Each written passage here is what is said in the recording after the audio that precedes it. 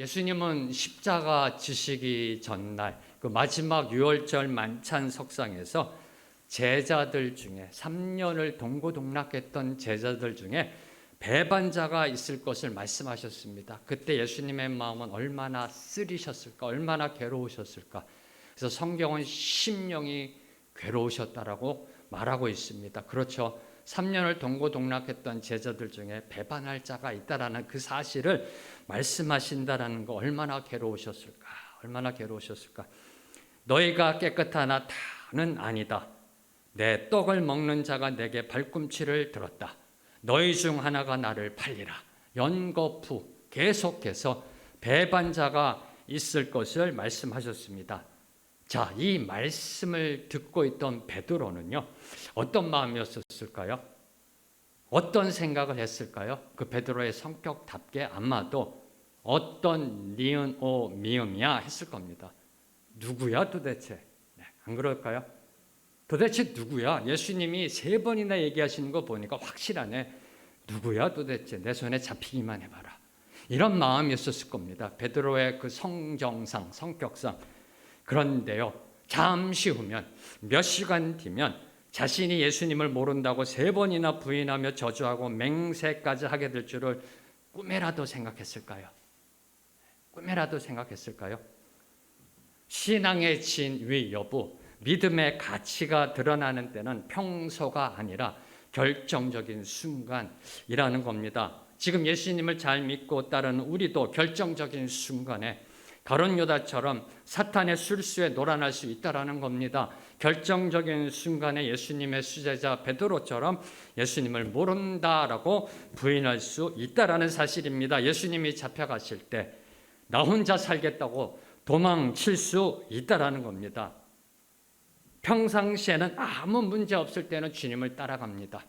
주님을 따라가다가도 결정적인 순간에 등을 돌리는 사람들이 바로 예수님의 제자들이었습니다.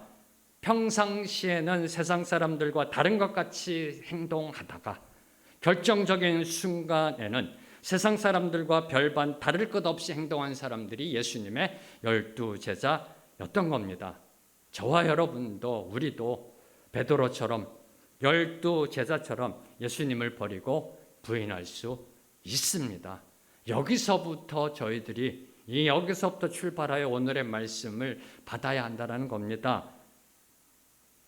너무나 감사한 것은요. 너무나 감사한 것은 그러면서 예수님의 제자가 되어가는구나 라는 그런 말씀을 주세요. 위로의 말씀을 주세요. 예수님의 12제자 베드로를 포함해서 하나같이 결정적인 순간에는 예수님께 등을 보였던 사람들입니다. 그런데 저희들은 지금 그들을 예수님의 제자라 부릅니다. 그러면서 예수님의 제자가 되어가는구나. 너무나 감사한 것은 예수님의 제자가 된다는 것은 to be가 아니라 to become인 것이 너무나 감사한 거예요. to be, 존재론적으로 to be가 되면 얼마나 힘들어요.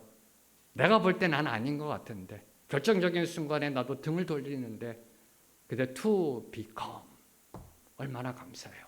ing. 그래서 제가 제일 좋아하는 단어 중에 하나가 공사중입니다. 공사중. 이런 제자들도 예수님의 참된 제자가 되어간다는 사실입니다. 참된 제자가 되어가는 그 과정의 모습들이 오늘 말씀 속에 기록되어져 있습니다. 오늘 말씀은 예수님이 어디로 가시는지 그 행선지를 묻는 베드로의 질문에 대해 베드로가 예수님을 부인하게 될 것을 예언하고 있습니다. 먼저 36절 말씀 함께 읽겠습니다. 시작. 시몬 베드로가 이르되 주여 어디로 가시나이까? 예수께서 대답하시되 내가 가는 곳에 내가 지금은 따라올 수 없으나 후에는 따라오리라. 주여 어디로 가시나이까? 네, 여러분이 잘 아는 라틴어 Quo vadis Domine 들어보셨죠? 네, 여러분들 라틴어 하시는 분들이세요. 네. 주여 어디로 가시나이까? Quo vadis Domine. 베드로는 예수님이 앞서 강조하신 지난주 말씀 서로 사랑하라. 그렇죠? 문맥의 흐름을 여러분이 잘 기억하셔야 됩니다. 서로 사랑하라. 제자들의 발을 씻겨주신 다음에 이제 예수님께서 제자들을 향해 내가 너에게 새 계명을 주노니 서로 사랑하라. 내가 너희를 사랑한 것 같이 너희도 서로 사랑하라. 그리하면 세상이 너희가 나의 참된 제자인 줄 알리라. 서로 사랑하라는 계명에는 아무런 응답도 하지 않았습니다. 서로 사랑하라 명령형에 네 주님 그렇게 하겠습니다라고 고개를 끄덕이지도 않았습니다. 예수님의 제자로 이 세상을 살아가며 반드시 실천해야 하는 너무나도 중요한 예수님의 유언적 명령인 서로 사랑하라에는 별로 관심을 두지 않았던 겁니다. 왜요? 주님 다 알고 있습니다. 다 아는 이야기입니다. 서로 사랑하라 다 알고 있습니다, 주님. 그러면서 어쩌면 한 귀로 듣고 한 귀로 흘려버렸는지도 모릅니다. 이미 다 알고 있는 이야기니까 또 저 잔소리시구나 이렇게 생각했을는지도 모릅니다. 서로 사랑하라는 말에는 아무런 대꾸도 하지 않고요. 예수님이 그 전에 하신 말씀 33절에서 자신들을 떠나겠다. 예수님이 이제 자신들을 떠나겠다라는 말씀만이 귀에 들어와 있던 겁니다. 그래서 이에 대해서 예수님께 어디로 가시는지 질문하였던 겁니다. 이런 베드로는 결국 부활하신 예수님으로부터 다시 한번 사랑에 대해 질문을 받게 됩니다. 내가 나를 사랑하느냐? 내가 나를 사랑하느냐? 자, 이 사건 이로부터 약 35년의 시간이 흘러서 로마 황제 네로가 기독교를 핍박할 때 베드로는 다시 한번 부활하신 예수님을 만나 동일한 질문을 던집니다. 주여 어디로 가시나이까? 그림 한번 보여주시겠습니까? 그 이탈리아 로마의 바티칸 궁전에 있는 파올리나 예배당 안으로 들어가면 저 그림이 걸려 있습니다. 저 그림은 미켈란젤로가 그린 그림입니다. 베드로의 순교라는 그림입니다. 베드로가 거꾸로 매달려 순교하고 있고요. 바로 이 모습, 로마의 바티칸 궁전에 가면은 이 그림을 볼 수가 있습니다. 미켈란젤로가 그린 그림입니다. 내려주시고요. 교회 전승에 의하면 네로 황제가 기독교를 박해할 때 그 박해를 피해서 로마를 떠나 피신합니다. 베드로가 로마를 떠나 피신할 때 새벽 미명에 로마를 빠져나가다가 예수님을 만나게 됩니다. 예수님을 다시 본 베드로는 질문합니다. 주님 어디로 가시나이까? 쿼바디스 도미네. 이때 예수님은 다음과 같이 대답합니다. 나는 내가 지금 버리고 도망치는 로마로 들어간다. 로마로 들어가 다시 십자가에 매달리러 간다. 이 말씀을 들은 베드로는 가던 길을 돌려 다시 로마로 들어가 십자가에 달려 순교하였습니다. 그것도 자청하여 십자가에 거꾸로 매달려 순교하였다라고 전해집니다. 바로 이 모습이 지금 저와 여러분이 본 그 그림, 미켈란젤로가 그린 그 그림입니다. 그리고 베드로가 던졌던 질문, 주여 어디로 가시나이까? 라는 그 질문에 대한 답을 보여주는 그림입니다. 주여 어디로 가시나이까? 쿼바디스 도미네. 그 질문에 대한 답을 보여주는 그림이 미켈란젤로의 베드로의 순교라는 그림입니다. 그런데 지금 베드로는 그 질문에 대한 답을 모르고 있었습니다. 그래서 예수님은 다음과 같이 대답하셨습니다. 내가 가는 곳에 내가 지금은 따라올 수 없으나 후에는 따라오리라. 베드로는 이 말씀도 이해하지 못했습니다. 37절 말씀 함께 읽겠습니다. 시작. 베드로가 이르되 주여 내가 지금은 어찌하여 따라갈 수 없나이까? 주를 위하여 내 목숨을 버리겠나이다. 자, 예수님이 지금은 따라올 수 없다라고 말씀하시자 베드로는 왜 지금 따라갈 수 없냐고 따지듯이 반문하고 있습니다. 그리고 예수님을 위해서라면 자기 자신의 목숨까지도 바치겠다고 비장한 각오를 밝히고 있습니다. 다시 말해 지금 목숨까지도 버릴 각오가 되어 있는데 왜 예수님을 지금 따라갈 수 없는지 따져 물은 겁니다. 얘는 참 베드로다운 모습이에요. 그렇죠? 자, 앞서서 예수님이 베드로의 발을 씻겨주시려고 그러니까 베드로가 뭐라고 그랬나요? 어이구 내 발은 안 됩니다. 근데 예수님이 그럼 나하고 상관없다 그랬더니 온몸을 들이대며 그럼 제 온몸을 닦아주세요. 이런 베드로입니다. 어디 가세요 주님? 넌 지금 따라올 수 없다. 왜 못 따라가요? 이렇게 따지듯이 묻고 있는 겁니다. 그러나 우리가 이미 알고 있듯이 결정적인 순간에 베드로는 예수님을 3번이나 부인함으로 지금 자신이 말한 것을 지키지 못했습니다. 이에 대해서 어떤 이들은요, 베드로가 성격이 참 급하다, 다혈질이다, 또는 허풍이 심한 사람이었다라고 호평을 합니다. 베드로가 어떤 사람이었는지, 어떤 성정의 사람이었는지 잘 모릅니다. 나중에 저희들이 천국 가서 만나보면 알 텐데요. 그러나 한 가지 저와 여러분이 반드시 기억해야 될 것, 지금 베드로의 마음은 거짓 없는 순수한 마음이었다는 겁니다. 예수님께 잘 보이기 위해서 지금 하고 있는 말이 아니라는 겁니다. 거짓 없는 마음, 순수한 마음이었다는 겁니다. 자신의 목숨보다도 주님을 더 귀하게 여기는 충성스러운 제자였다는 사실은 부인할 수가 없습니다. 자, 이런 베드로를 보면서 저는 묵상하면서요, 이런 질문을 던지게 됐습니다. 오늘날 수많은 기독교인들, 대한민국의 20%가 기독교인이라고 합니다. 천주교, 개신교 다 합해서 20%, 약 1,000만 명. 우리 개신교에서는 약 한 800만 명으로 보는데요. 1,000만 명의 이 수많은 기독교인들, 전 세계 인구의 3분의 1이 크리스천입니다.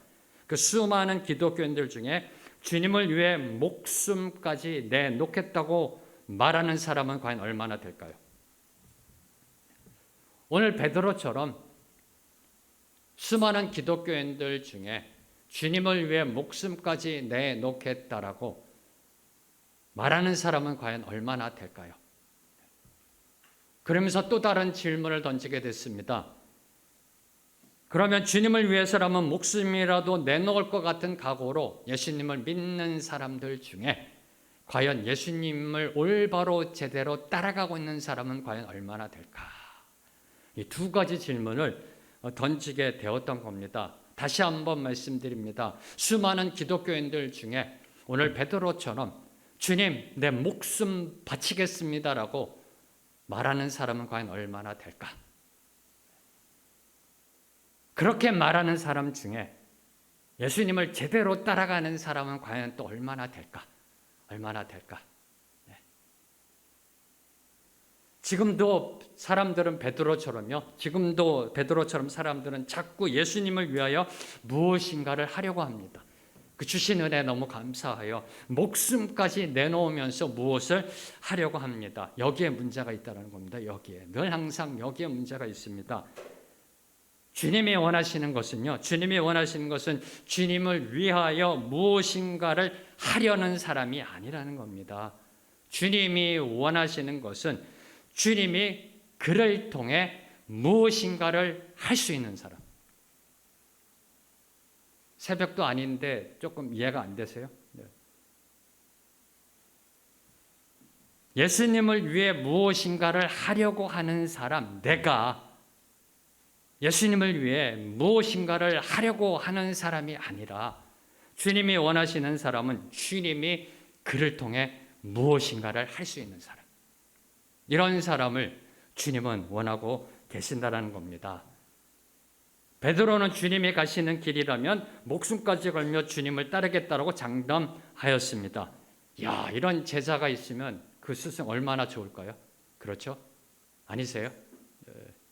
제가 옛날에 이렇게 뱅킹 은행에 있을 때요, 저희 직원들이 거의 목숨이라도 바칠 것처럼 그렇게 저의 리더십에 함께 합력하여 은행을 세워갔습니다. 근데 이제 은행을 떠나게 됐을 때는 공동의 이익의 목표가 사라졌을 때는 이 등을 돌리더라고요. 등을 돌리더라고요. 지금까지 목사로 섬겨오면서요, 저에게 목사님을 위해서라면, 목사님의 사역을 위해서라면 목숨이라도 바치겠습니다라고 말하신 성도는 단 한 분도 없었습니다. 예수님 스승 랍비, 예수님, 그 스승이신 예수님을 위해 제자 베드로가 이야기합니다. 목숨까지 바쳐 주님을 따르겠습니다. 자, 이 정도면 좀 잘했다라고 칭찬해 줘야 되지 않나요? 이 정도면 예수님이 야, 장하다라고 칭찬해 줄 만한데, 근데 지금은 따를 수 없다라고 잘라 말씀하셨다는 겁니다. 매몰차게. 매몰차게 따를 수 없다라고 잘라 말씀하셨습니다. 왜요? 그 이유를 저와 여러분이 알아야 된다는 겁니다. 잘못하면 헛바람이 들어갈 수 있으니까. 아닌 것은 아니다라고 분명하게 예수님이 말씀하시는 겁니다. 저는 그 예수님이 왜 지금 따를 수 없는지 세 가지로 한번 묵상해 봤습니다. 첫 번째로요, 베드로는 지금 예수님이 어디로 가고 계시는지 모르고 있었기 때문입니다. 목적지를 모르는데 어떻게 따라갈 수 있을런지요. 예수님을 따른다라고 말하면서 어디로 가는 것이 진리의 길인지 정답의 길인지를 모르는 베드로는 결국 예수님을 3번 부인하게 되는 겁니다. 목적지도 모르면서 따르겠다라고 하다 보니까, 자기 생각대로 따르다 보니까 결국 예수님을 3번이나 부인하게 되는, 그 따라간 길이, 예수님이 잡혀가셨을 때 대제사장집 저 멀리 구석에 앉아있다가 그 대제사장집 여자 종에게 온갖 수치를 당하잖아요. 예수님을 3번이나 부인하게 되는, 목적지를 모르니까 따라가다가 이런 수치를 당하게 되는 겁니다. 예수님이 가시는 길, 십자가를 알아야 예수님을 제대로 올바로 따라갈 수 있다는 겁니다. 다시 한번 선포합니다. 목적지를 알아야 제대로 준비하고 알아서 갈 수 있다는 겁니다. 목적지를 모르고 가다 보면 방황과 혼란과 혼선의 과정을 겪게 되어 있다는 겁니다. 두 번째로 예수님을 따를 수 없는 이유는 자기 부정이 없었기 때문에, self-denial, 자기 부인, 자기 부정, 자기 내려놓음, 많이 들어보셨을 겁니다. 자기 비움, 바로 이 부분이 없었기 때문입니다. 베드로는 예수님을 따르기 위해 복음서를 보면 배와 그물을 버렸습니다. 이 어마어마한 헌신입니다. 예수님을 따르기 위해 한 칼의 직장의 사표를 던졌습니다. 와, 내일에 대한 아무런 대책도 없이요. 가정을 어떻게 꾸밀지에 대한 아무런 대책도 없이 한 칼에 예수님이 부르시니까 사표 딱 던지고 나온 거예요. 배도 버렸습니다. 그물도 버렸습니다. 일터도 버렸습니다. 직장도 버렸습니다. 가정도 버렸습니다. 그러나 아직 자신을 버리진 못하였던 겁니다. 증명해 드릴까요? 6월절 만찬 석상에서 예루살렘으로 오는 도중에도 제자들은 누가 더 큰지 싸웠습니다. 그리고 6월절 만찬 석상에서도 다른 제자들과 함께 서로 누가 더 큰지 다투며 자기 자신을 버리지 못하였던 겁니다. 누가 더 큰지, 나를 버리지 못하였던 겁니다. 예수님에 대한 자신의 생각과 기대와 가치관을 내려놓지 못하고 있었던 겁니다. 예수님을 향한 믿음이요, 나의 정치적 신념 위에 세워져 있었던 겁니다. 무슨 뜻이냐고요? 예수님이 이제 곧 나라를 독립시켜 로마 제국으로부터 독립시키고 왕이 되어서 가난과 병마들을 다 이겨내실 정치적 메시아로 생각하며 기대하고 있었던 겁니다. 그래서 베드로는 이제 예수님이 혁명을 일으키시고 로마 제국과 전쟁을 하게 되면 자신의 목숨을 바쳐서라도 예수님을 지켜야 한다라고 생각했던 겁니다. 내 생각, 내 의지, 내 이성, 내 논리를 버리지 못하면 예수님을 제대로 따라갈 수 없습니다. 나를 내려놓지 못하면 절대로 십자가를 질 수 없습니다. 내 자아가 산산조각나 깨어지지 못하면 절대로 십자가 죽음까지 따라갈 수 없다라는 겁니다. 나를 내려놓고 나를 비워야 하나님의 생각이 들어올 수 있는 겁니다.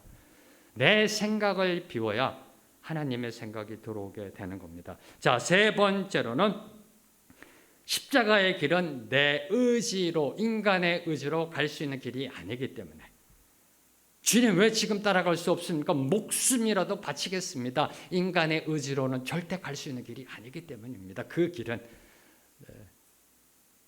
여기 계신 성도님들 대부분이 초신자가 아니십니다.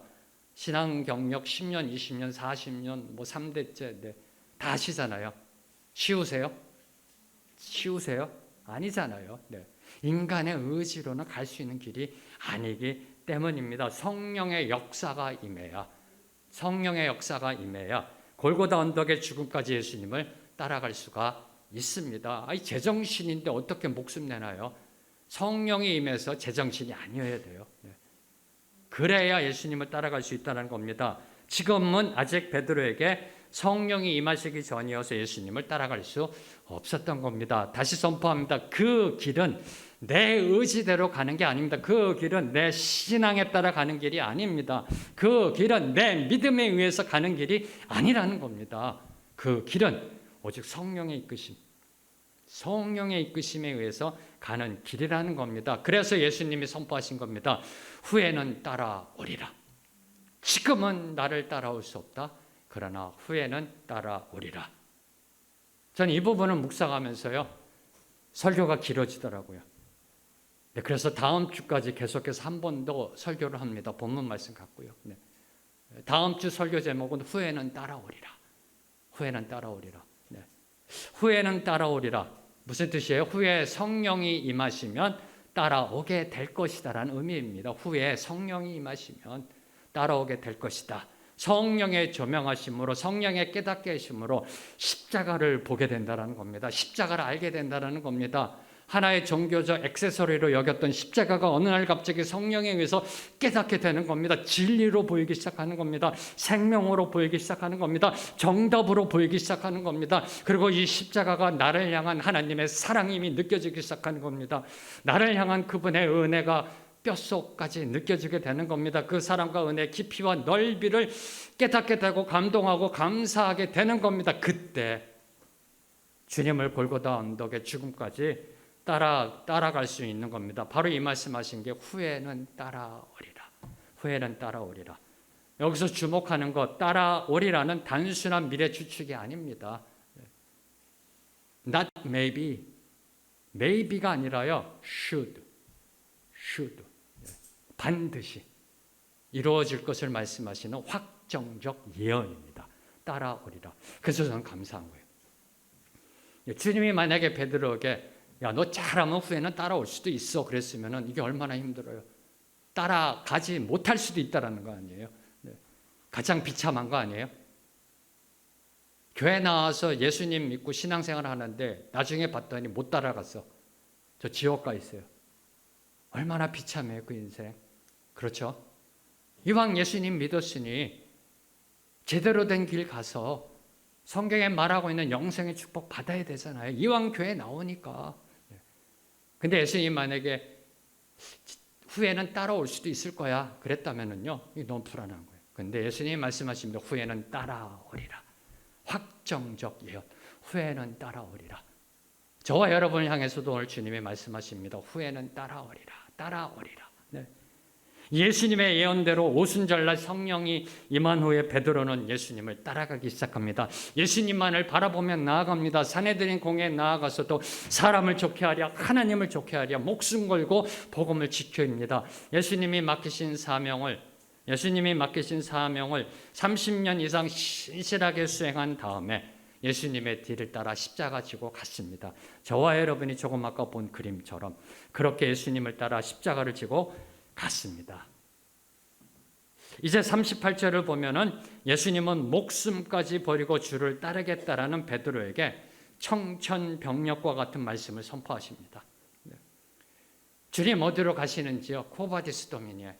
지금은 네가 나를 따라올 수 없다. 후에는 따라오리라. 왜요? 왜 못 따라가나요? 제가 목숨까지도 버릴 각오가 되어 있는데 주님 따라가겠습니다. 그때 예수님이 하신 말씀, 닭 울기 전에 내가 3번 나를 부인하리라. 38절 말씀 함께 읽겠습니다. 시작. 예수께서 대답하시되 내가 나를 위하여 내 목숨을 버리겠느냐? 내가 진실로 진실로 내게 이르노니 닭 울기 전에 내가 3번 나를 부인하리라. 내가 진실로 진실로 내게 이르노니 닭 울기 전에 내가 3번 나를 부인하리라. 어떤 느낌이 딱 오세요? 이 말씀이. 자, 이런 베드로가 목숨 걸고 주님을 따르겠다라고 하자 목숨은 고사하고 도망가지나 마라라는 뉘앙스가 담겨 있는 겁니다. 그렇죠? 왜 이런지에 대해서 다음 주에 저희가 또 좀 살펴볼 겁니다. 목숨은 고사하고 도망이나 치지 마라 라는 뉘앙스가 담겨 있는 겁니다. 특히 3번 나를 부인하리라는 이 말은 앞서 따라오리라와 마찬가지로 반드시 그렇게 된다는 의미입니다. 거기다가 예수님이 진실로 진실로 2번이나 강조하십니다. 진실로 진실로 내가 3번 나를 부인하리라. 예수님의 예언은 단 하나의 어긋남도 없이 있는 그대로 그 다음 날 온전히 이루어졌습니다. 지금은 베드로가 예수님을 따라올 수 없다는 사실이 증명되었던 겁니다. 여기서 저와 여러분이 깨닫게 되는 진리, 주님의 사랑과 은혜는요, 저와 여러분이 일반적으로 생각하듯이 따뜻하고 달콤하고 포근한 것만은 아니라는 겁니다. 자, 주님의 사랑, 은혜 생각해 보세요. 따뜻하지 않아요? 포근하지 않아요? 네. 그것만이 아니라는 겁니다. 때론 우리의 마음을 찌릅니다. 주님의 사랑과 은혜는 때론 우리의 마음을 아프게 합니다. 힘들게 만듭니다. 주님은 베드로를 너무 사랑하셨습니다. 그래서 베드로의 마음을 찌릅니다. 그 아픔, 3번 부인하리라는 매몰찬 말씀이 베드로로 하여금 통곡과 회개의 자리로 인도하였던 겁니다. 복음서에 보면 닭이 울자 예수님이 하신 말씀, 그 말씀이 생각나. 그 말씀이 생각나. 네. 그래서 통곡의 자리로, 회개의 자리로 나아갔던 겁니다. 그 매몰찬 말씀, 그 말씀이 베드로를 다시 일으키게 만들었던 동기가 되는 겁니다.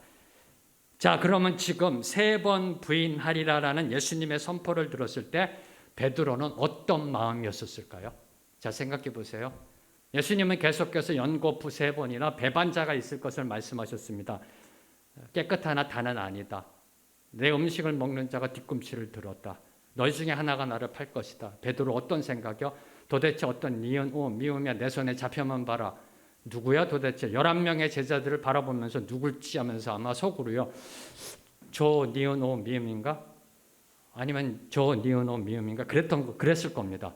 근데 예수님이 말씀하십니다. 모든 제자들 앞에서 베드로야 네가 나를 3번 부인하리라.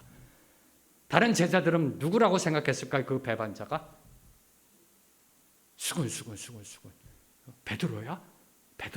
예수님 말씀하신 사람이 베드로야? 창피하기도 하고요. 화가 나기도 하고 목숨까지 버리겠다고 했는데 창피하기도 하고 화가 나지 않을까요? 내 손에만 잡혀봐라. 어떤 니은오 미음인지 했는데 그게 자기라고 지금 예수님 말씀하시는 것 같으니까. 가론 유다인지는 모르잖아요. 제자들이. 네. 모든 제자들 앞에서 베드로야 네가 나를 3번 부인하리라. 이 얼마나 수치스러워요. 그 배반자가 난가? 창피해요. 그래서 요한복음에 보면요. 이때부터 베드로는 입 싹 닫습니다. 한마디도 안 해요. 안 합니다. 언제 이제 베드로가 나타나면 겟셋마네 동산에서 칼 뽑아서 말고의 종의 귀를 할 때 그때 나타나고요. 아마도 충격이 컸던 것 같습니다. 말 한마디도 안 합니다. 그 다음에 도마도 말을 하고요. 빌립도 말을 하는데 베드로는 말을 안 해요. 자, 그러면 다음 날 대제사장 집에서 그 계집종 앞에서 예수님을 모른다고 3번이나 부인했을 때 베드로의 마음은 어떤 마음이었을까요? 다시 질문합니다. 지금 예수님이 네가 나를 3번 부인하리라 라는 말을 들었을 때 베드로의 마음은 어떤 마음이었을까요? 그리고 다음 날 예수님을 3번 부인했을 때 그때 베드로의 마음은 어떤 마음이었을까요? 사랑하는 성도 여러분, 우리의 마음은 우리의 마음대로 되는 게 아니라는 겁니다. 우리의 마음은 우리의 마음대로 되는 것이 아닙니다. 예수님의 수제자 베드로도 예수님과 3년을 동고동락했던 수제자 베드로도 예수님의 가르침을 직강으로 들은 그 수제자 베드로도 주는 그리스도시요 살아계신 하나님의 아들이라는 정답의 신앙을 고백한 베드로도 넘어졌습니다. 늘 항상 주님 안에 거하며 성령의 인도하심의 섭리가 없으면 단 한 발자국도 제대로 올바른 발걸음을 내딜 수 없는 게 바로 저와 여러분, 우리 인간이라는 겁니다.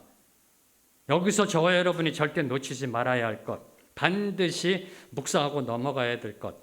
베드로가 예수님을 따르겠다라고 말한 것은 거짓이 아닌 사실이라는 겁니다. 그렇죠? 사탕 발림이 아닙니다. 거짓이 아닌 사실입니다. 예수님을 위해 생명을 바치겠다는 각오는 거짓이 아닌 진실입니다. 진리가 아니라 참이라는 겁니다. 예수님을 위하여 목숨을 버리겠다라는 베드로의 고백도 참입니다. 진실입니다. 그리고 너는 나를 위하여 목숨을 버릴 수 없다라는 예수님의 책망도 진실입니다. 이게 지금 부딪히고 있습니다. 목숨을 버리겠습니다라는 베드로의 고백도 진실입니다. 아니요, 너는 목숨을 버릴 수 없어라는 예수님의 책망도 진실입니다. 부딪히고 있습니다. 부딪히고 있습니다. 서로 다른 두 개의 진실이 부딪히고 있다는 겁니다. 베드로와 예수님 사이에 간격이 있습니다. 자, 그럼 어떻게 서로 다른 두 개의 진실이 공존할 수 있을까? 이 부분에 대한 신앙적 고찰과 묵상이 있어야 된다는 겁니다. 자, 다시 말씀드립니다. 상당히 중요한 포인트이기 때문에 주님을 위해 내 목숨 바치겠습니다. 이 베드로의 고백도 진실입니다. 아니야, 너는 지금 나를 위해 목숨 버릴 수 없어라는 예수님의 책망도 진실입니다. 서로 다른 것이 진실로 부딪히고 있다라는 겁니다. 어떻게 이렇게 공존할 수 있을까? 서로 다른 두 개의 진실이. 진리가 아니라 진실, 참이. 어떻게 이렇게 부딪힐 수 있을까? 그 이유는 바로 베드로의 생각은 육의 생각이었고 예수님의 말씀은 영의 생각이었기 때문입니다. 육의 팩트와 영의 팩트가 부딪히고 있는 겁니다. 이 부분이 저와 여러분이 살고 있는 신앙생활의 대부분의 문제입니다. 대부분의 문제가 바로 여기서 나오고 있는 겁니다. 왜요? 다들 그렇잖아요. 대부분이 그래요. 저도 맨날 실수하는 게 그거고요. 내가 옳아, 내 생각이 맞아. 안 그러세요? 늘 항상 문제가 일어나는 건 그렇잖아요. 저 김 집사가 잘못한 거고 이 권사가 잘못한 거지 나는 맞아. 늘 이 부분이에요. 늘 그래요. 문제가. 나는 가만히 있는데 나는 아무런 잘못도 없는데 아니 나는 올바로 얘기했는데 육의 생각과 영의 생각이 부딪히기 때문에 육의 생각도 진실이라니까요. 내가 옳다고 생각하기 때문에 육의 팩트와 영의 팩트가 부딪히면 갈등이 생긴다는 겁니다. 이렇게. 베드로는 지금 자기가 말하는 게 옳다라고 생각하고 있는 거예요. 왜? 그게 진짜니까 목숨 걸겠다라고 하는 거예요, 지금요. 근데 예수님은 아니다라는 겁니다. 너는 목숨 걸 수 없다라는 겁니다. 영의 팩트를 말씀하고 계시는 거고요. 예수님은 영으로 말씀하시고 베드로는 육으로 이해하였던 겁니다. 예수님은 언제나 영으로 말씀하시는데 우리가 그 말씀을 육으로 받아들일 때 문제가 발생한다라는 겁니다. 영의 말씀을 육으로 받아들이면 육신의 생각으로 받아들이면 내 생각으로 받아들이면 내 의지대로 받아들이면 베드로처럼 예수님을 부인하게 된다는 겁니다. 그래서 사도 바울은 로마서 8장 5절과 6절에서 다음과 같이 경고합니다. 육신을 따르는 자는 육신의 일을 영을 따르는 자는 영의 일을 생각하나니 육신의 생각은 사망이요 영의 생각은 생명과 평안이니라. 당시 예수님의 제자들은 육의 생각으로 예수님을 따랐던 겁니다. 육의 생각으로 예수님을 따랐던 겁니다. 그래서 결정적인 순간에 모두 다 예수님을 버리고 도망가고 부인하고 배반하게 되었던 겁니다. 이 부분이 상당히 중요합니다. 왜요? 저와 여러분의 삶의 모습이기도 하니까. 저와 여러분의 삶도 육의 팩트와 영의 팩트가 늘 부딪힙니다. 그걸 분별하기가 쉽지 않다는 겁니다. 나중에 베드로는 이걸 깨닫게 되고요. 성령의 이끌림을 받아 이제 영의 팩트로 나아가는 그런 모습을 보여주게 되는 겁니다. 자, 마지막으로 던지는 질문입니다. 자, 그럼 베드로는 어떻게 회복되어 예수님을 따라갈 수 있었을까? 후에 따라오리라. 어떻게 회복되었을까? 그렇죠? 이제 3번 부인하게 됩니다. 베드로는. 근데 예수님은 후에 따라오리라. 따라가게 된다라고 말씀하십니다. 자, 그럼 어떻게 회복되어 예수님을 따라갈 수 있었는가? 이에 대해서 2가지를 묵상하고 오늘 말씀을 맺고자 합니다. 첫 번째로 누가복음 22장 31절과 32절 말씀 함께 읽습니다. 시작. 시몬아 시몬아 보라 사탄이 너희를 밀가부르듯 하려고 요구하였으나 그러나 내가 너를 위하여 내 믿음이 떨어지지 않기를 기도하였노니 너는 돌이킨 후에 내 형제를 굳게 하라. 자, 이 말씀은 베드로가 부인할 것을 예언하시면서 하신 말씀입니다. 이 누가복음의 이 말씀은 예수님이 베드로가 부인할 것, 3번 부인할 것, 닭이 울기 전에 자신을 3번이나 부인하게 될 것을 말씀하시면서 예수님이 하신 말씀, 내가 너를 위해 중보기도하겠다. 내가 너를 위해 중보하겠다. 사탄이 너희를 밀가부르듯 하려고 요구하나 내가 너희를 위해 기도하겠다. 내 믿음이 떨어지지 않게 되기를 내가 기도하겠다. 하나님과 인간 사이의 유일하신 중보자 예수 그리스도께서 베드로의 믿음이 떨어지지 않기를 기도하셨기 때문에 베드로는 다시 일어설 수 있었던 겁니다. 그래서 후에 따라갈 수 있었던 겁니다. 자, 스승인 예수님을 부인했다는 그 죄책감의 좌절과 절망, 그냥 냅두면 영적 우울증으로 가서 자살하게 되어 있습니다. 베드로 성격은요, 또 수제자였잖아요. 맨날 잘난 척하고 목숨 바치겠다 호언장난까지 했잖아요. 그냥 냅두면 영적 우울증에 빠지고요, 잘못하면 자살까지 갈 수 있는 그런 지금 상황입니다. 스승인 예수님, 누구보다도 목숨 바쳐 지키겠다고 했던 그 예수님을 배반했다는 그 죄책감, 그 좌절과 절망의 자리에서 다시 일어나 주님을 위해 쓰임받을 수 있었던 것, 주님의 기도였다는 겁니다. 주님의 중보 기도. 사랑하는 성도 여러분, 우리를 향한 주님의 그 사랑은요, 그 어떤 것도 끊을 수 없습니다. 오늘도 저와 여러분을 위해 기도하고 계십니다. 저 하늘 보좌에서 저와 여러분이 넘어지지 않고 이 땅을 살아갈 수 있는 거, 완전히 넘어지지 않는 거, 오늘도 주님이 저와 여러분을 위해 기도하고 계시기 때문입니다. 그 어느 누구도 우리를 정죄할 수 없습니다. 왜냐하면 죽으시고 부활하신 예수님이 우리를 위해 간구하고 계시기 때문입니다. 로마서 8장 34절 35절 말씀 함께 선포합니다. 시작. 누가 정죄하리요? 죽으실 뿐 아니라 다시 살아나신 이는 그리스도 예수시니 그는 하나님 우편에 계신 자요 우리를 위하여 간구하시는 자신이라. 누가 우리를 그리스도의 사랑에서 끊으리요? 환난이나 공고나 박해나 기근이나 적신이나 위험이나 가리랴. 베드로가 다시 일어날 수 있었던 것은 베드로를 위해 기도하시는 주님이 계셨기 때문에, 하나님께 기도하고 계시는 그 예수님이 계셨기 때문에, 그 예수님은 오늘도 저와 여러분을 향해 기도하고 계십니다. 저 불쌍한 황 목사, 저 모자란 황 목사, 주님 용서하시고 다시 한번 일으켜 세워주세요. 계속해서 예수님이 저 하늘 보좌에서 기도해 주시기 때문에 이 부족한 정도 오늘 이 자리에서 설교할 수 있는 겁니다. 그 다음으로 베드로가 다시 일어설 수 있었던 이유는 바로 예수님의 찾아오심이라는 겁니다. 예수님의 찾아오심. 저는 이 부분이 너무나 감사해요.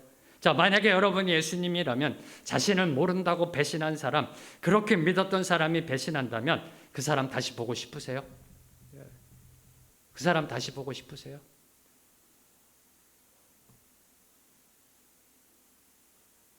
이 얘기를 안 하려고 하다가 나오네요.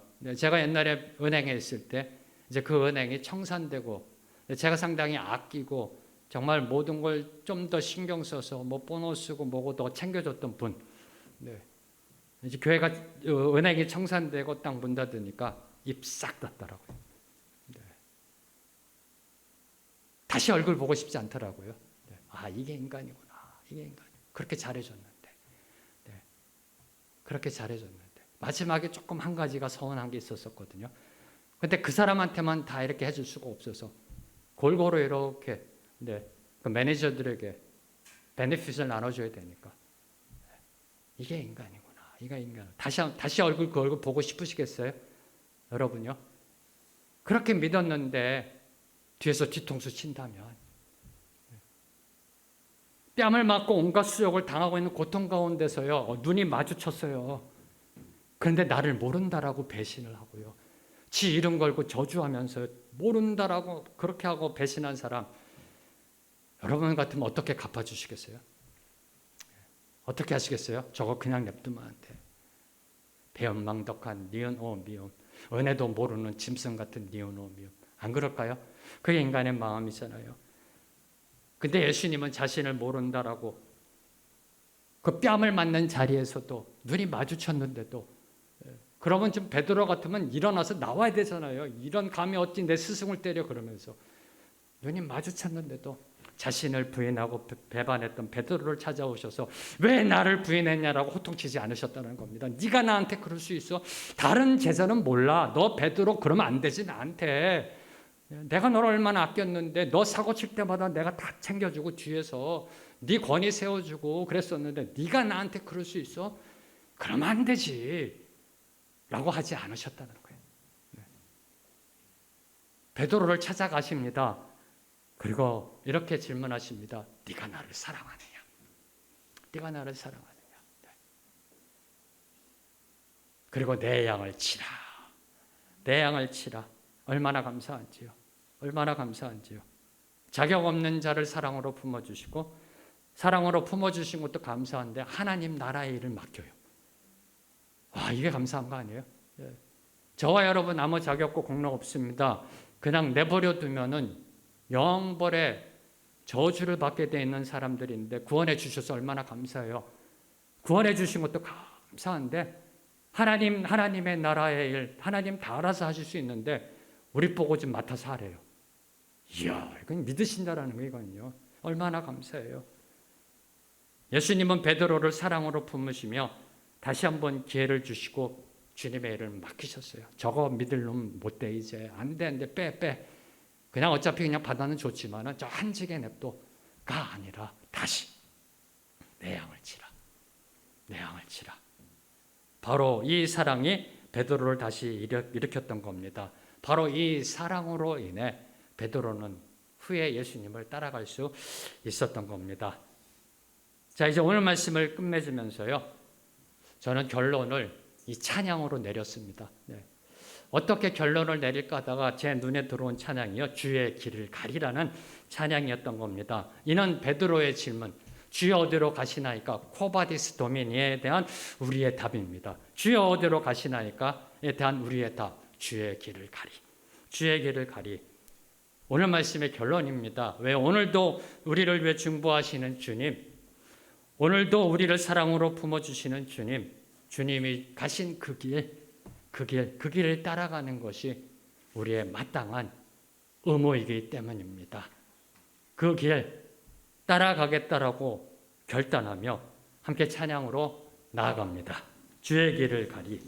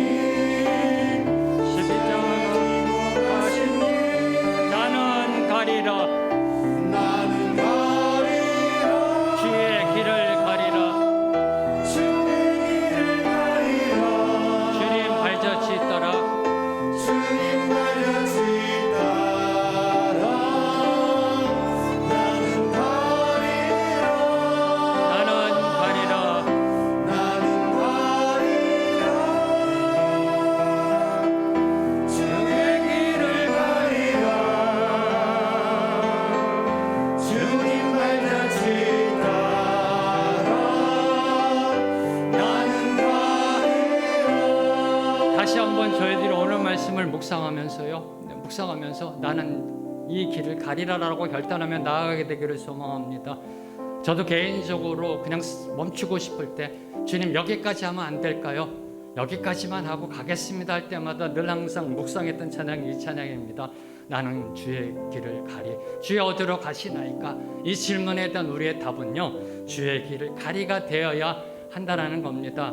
주님 이제 그만 내려놓겠습니다. 여기까지만 하겠습니다. 그때마다 다시 한번 저에게 주의 길을 가야 한다. 주의 길을 가야 한다라고 다시 한번 결단을 갖게 하고 세워준 찬양이 바로 이 찬양입니다. 다시 한번 여러분이 오늘 말씀 묵상하시면서요, 주님을 따라가겠다라고 결단하며 찬양합니다. 2절 함께 하겠습니다.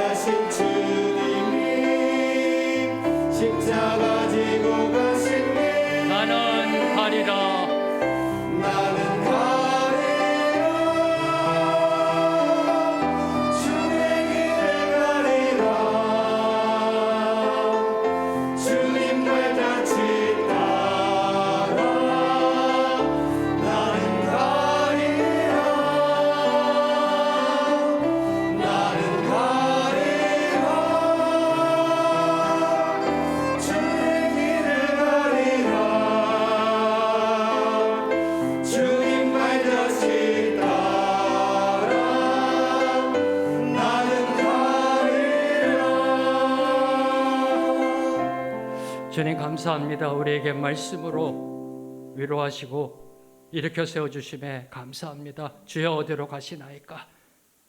그 길을 따라가는 우리 모두가 되게 하여 주시옵소서. 나는 이 길을 가리라. 주님의 발자취 따라 이 길을 가리라. 험한 풍파 몰아쳐도 비바람이 그 앞길을 막아 세워도 나는 이 길을 가리라. 주님, 그 길 갈 수 있도록 지켜 인도하여 주시옵소서. 예수님의 이름으로 기도합니다.